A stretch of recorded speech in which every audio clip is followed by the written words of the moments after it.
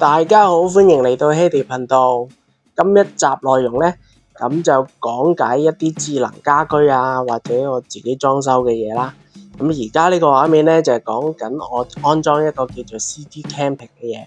咁呢個呢，可以遙遠控制你啦，俾息路去 WiFi 度，知道你屋企用緊幾多電量嘅一個小小裝置。咁咧而家呢，大概嗰個 cam 落去嗰個10派嗰條線度啦，咁咧就有個機仔撳着個掣，跟住咧用翻佢嗰個 Apps 咧，跟住就拎翻佢嗰個控制器，入翻個 WiFi 密碼，咁就完成噶啦。咁就睇到你每分每秒究竟用緊幾多電量，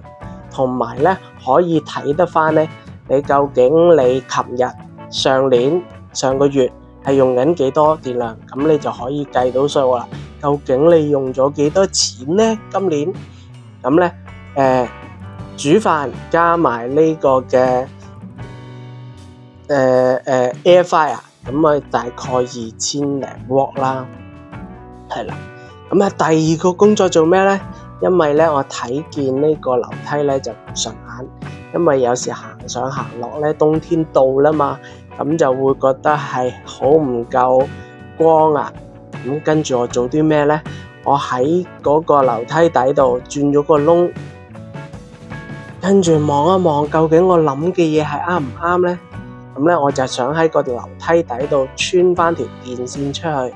咁就俾樓梯燈同埋我會整埋嗰個嘅門口嗰個燈牌。咁就個燈牌咧係會着燈嘅，夜晚會着燈嘅。咁啊 call 咗個窿，跟住望一望先 ，OK 冇問題，係真係去到樓梯底嘅。咁咧就喺前面樓梯底啊，開個好細嘅窿仔，啱啱好夠一條電線穿過嘅啫。跟住咧我就係用我哋電工嘅嗰啲 fishing rod 啦。釣魚棒啦，跟住就吊翻條線入去後邊嗰個窿度，咁嗰個窿咧大概就1.2米到啦，係啦，跟住咧就係咁樣穿過個廳啦，電視位啦，跟住下邊嗰個係嗰個儲物空間嚟嘅，樓梯底儲物空間，跟住咧就係咁樣拉翻條線出嚟，係啦，拉咗條線出嚟咧。跟住咧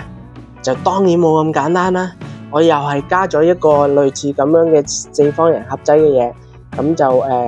攞嚟控制遙遠控制 WiFi 控制時間，又係撳掣啦，跟住喺翻佢 Apps 度咧，咁就可以揾得翻你嗰個嘅所屬嗰個控制嗰個程式啦，咁就可以控制翻你要嘅嘢啦，咁啊。就係咁啦，咁我就拆咗個燈牌啦，因為得一隻手控制係比較厲害啲嘅。咁去翻屋入邊咧，咁啊揾翻啱嗰個高度啦，斜插落去，轉翻個窿仔出去，咁我哋條電線咧就可以攞翻入嚟，咁就控制翻咧燈牌嗰個燈，咁就可以攞電啦。咁個電咧就係用 USB 嘅。咁又會好嘥電嘅啫，同埋咧，我會控制佢咧夜晚先至着燈嘅，係啦。咁咧，我哋轉嘢嘅時候就斜插落去啦，斜插落去咧，因為雨水唔會倒流啊嘛，所以就要有少少技巧啦。又出去望下啦，究竟係咪真係嗰個位咧？搞掂係啊，咁啊啱啱好咧遮翻嗰4個之前嗰啲窿位啦，咁就 very good 啦，咁就非常之靚仔啦。咁咧，由於咧我買翻嚟嗰個燈牌咧，佢係唔啱長度啊，同埋佢有個控制器嘅，跟住就要翻嚟自己 DIY 啦，剪咗佢嗰一橛，跟住有一啲咧之前買電器用剩嘅嗰啲長電線，跟住我就駁長佢啦，係啦，咁就而家要用辣計辣翻拼翻埋一齊啦，跟住咧好似工廠女工咁樣，跟住咧攞熱風槍啦，彈翻佢嗰個佢嗰個熱管啦，跟住就會收窄㗎啦，跟住就變咗你掹出嚟咧係要有啲難度嘅，咁就穩固啲啦，係啦，跟住最尾咧就攞個幼幼嘅膠槽收口，跟住整咗個拖板啦，黑色拖板配翻嗰隻電線色啦，跟住就收翻入去嗰個牆角嗰度，係啦，牆角線嗰度，呢個就夜晚嗰個嘅效果啦。日頭又唔係好光，夜晚 OK 嘅。跟住另外一個鏡頭咧，就係又係做緊啲手工嘢啦，因為啲燈我而家係做緊咧係樓梯嗰條燈帶，因為佢都係要個長度要自己 adjust 嘅，咁咧就要又係用辣雞啦，又要用熱風槍啦，跟住就定好，跟住就下一 part 啦。咁咧我亦都係用呢啲膠槽仔啦，跟住就黐喺嗰個樓梯嘅地腳線嗰度，咁就方便啦，又方便安裝，又唔中意可以搣走佢，咁就冇花咁多技巧啦。但係之前我嘅設計咧係諗住係釘上牆咧，咁咧就可以做到一個滲光咁嘅效果啊。其實不過就俾老婆 ban 咗，冇辦法。咁啊最尾而家變咗咁樣啦。去到尾咧就仲要攞翻呢個radiator 嗰個冚咧就收翻口啦。咁啊而家用個 Apps 嚟俾嗰個盒仔熄爐開燈，因為平時我係 set 咗做夜晚6點到朝頭早6點開燈嘅。咁啊而家黑色呢個咧其實係一個 motion sensor 嘅 PIR sensor， 咁咧樓上樓下都有嘅。咁你樓下上去嘅時候會着燈啦，咁你喺樓上落翻去亦都會着燈，咁啊大概分零2分鐘到咧，跟住佢就會自動熄㗎。咁咧呢個裝置咧，我都係一樣係夜晚先開嘅啫，就好似而家畫面咁樣啦。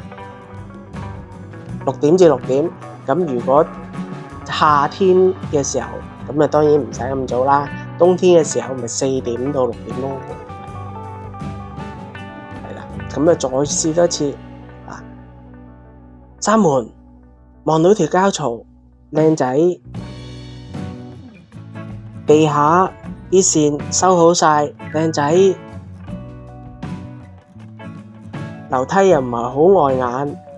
行上去有燈着，不過咧係一粒粒燈嗰度有少少美中不足嘅，同我原本嘅設計爭少少。咁啊等佢熄燈，跟住又喺上邊落翻嚟啦，跟住落翻嚟地下 OK 搞掂。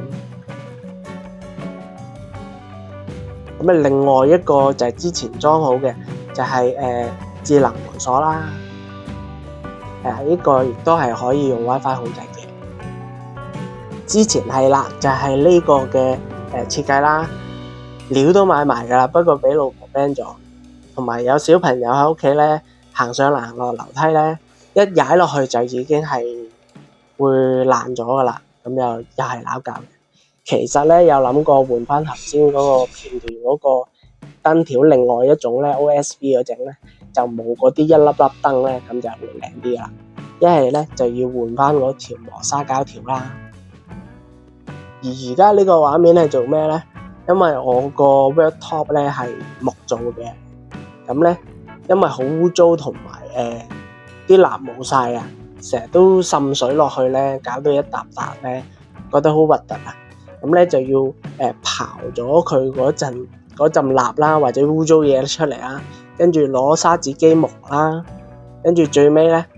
就要攞幼砂紙。咁樣由頭散到佢落尾，好似做 massage 咁樣磨，跟住咧原本咧佢亦都有嗰啲咧之前整嗰陣時咧佢冇磨滑到啊，咁啊變咗而家咧就再磨滑佢，咁咧個感覺上面就好好多啦，摸上去咧好似一個平面咁。已經冇咗嗰個好窩嗰種木材嗰種感覺啦。咁跟住咧，我仲有一個片段嘅應該，咁就係我攞啲蠟咁樣補翻啲窿窿罅罅位，不過好似冇咗。咁跟住咧，我而家係揀咗一個叫做桐油嘅嘢咧，咁係用植物提煉嘅。咁就因為做 worktop 會掂到食物啊嘛，所以我用呢個桐油咧，咁啊油落去咧，係以前係做船嘅嗰種油嚟嘅，咁就係聲稱防水啦，咁就又硬淨啦，咁樣係啦，所以就最尾游3次，仲要每次隔24小時先可以再游多轉嘅，咁就真係花心機時間嘢嚟嘅。咁啊大概做3轉，最好就做多幾轉啦，當然。咁啊效果出嚟 OK 嘅，咁就滴水落去咧係唔會滲水落去啦，一抹就乾啦，同埋個皮嗰個表面係好滑嘅 ，OK 嘅。咁啊同隔離嗰個台咧對比咧，咁就知道㗎啦。之後係啦，咁樣酸埋去有少少瓦面嘅感覺，佢冇嗰種令面冰冰嗰種感覺，冰冰嗰種咧就應該要加少少化學成分嗰啲嘢啦。咁啊而家咁樣酸落去啦，呢邊咧就係未做嘅，未做咧就有啲水咧喺上邊咧就會滲咗落去個台面度，就有個水印喺度啦，同埋一條好污糟咁樣嘅感覺啦，同埋摸落去鞋濕濕嘅，就好頂唔順㗎啦。其實已經係啦，跟住而家整咗嗰邊咧，咁啲水咧係唔會滲落去，咁咧基本上你一抹咧就已經係冇咗個印，咁就係我講嗰個防水效果，所以我覺得係 very good 嘅。我都要做埋呢一邊啦，下集再見。